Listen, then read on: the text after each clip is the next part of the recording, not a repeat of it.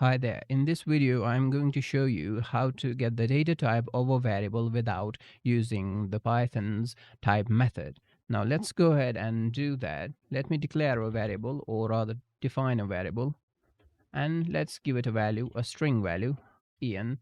And normally what you would do is you would use the type method to get the data type of a variable. So let me press Ctrl plus B to execute the code. So we get class string.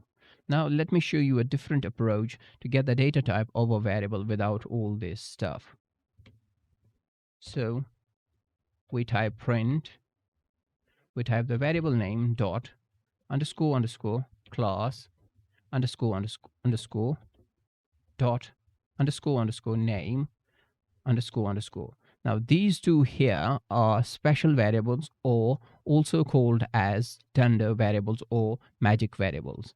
Now what these do is these get you the data type of a variable without having to use the type method. So I'll execute the code once again.